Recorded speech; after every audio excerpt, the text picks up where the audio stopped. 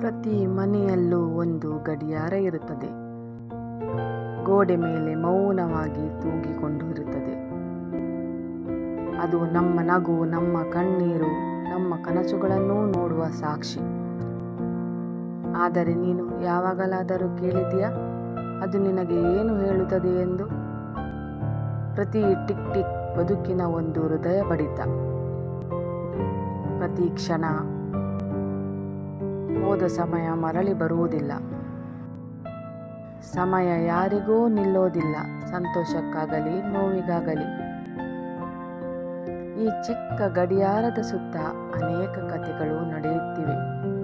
ಯಾರೋ ಕನಸುಗಳಿಗಾಗಿ ಓಡುತ್ತಿದ್ದಾರೆ, ಯಾರೋ ಜೀವನದ ಹೋರಾಟದಲ್ಲಿದ್ದಾರೆ.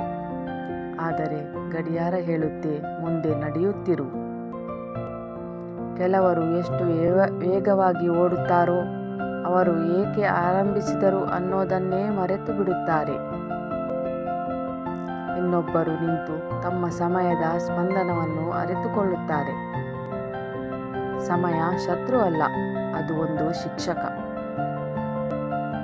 ಮಗುವಿನಿಂದ ಮುದುಕನ ತನಕ ಗಡಿಯಾರ ತಮ್ಮ ಬದಲಾವಣೆಯ ಸಾಕ್ಷಿ. ಅದು ನಾವು ಕಳೆದ ಕಾಲವನ್ನು ನೆನಪಿಸಲು ಮಾತ್ರ ಅಲ್ಲ, ನಮ್ಮ ಬದುಕು ಸಾರ್ಥಕವಾಗಿಸಲು ಮತ್ತು ಸ್ಫೂರ್ತಿ ನೀಡಲು.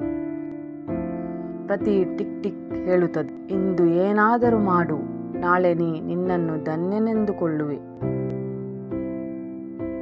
ಒಂದು ದಿನ ಈ ಗಡಿಯಾರ ನಿಲ್ಲುತ್ತದೆ, ಆಗ ನಾವೂ ಕೂಡ ನಿಲ್ಲುತ್ತೇವೆ.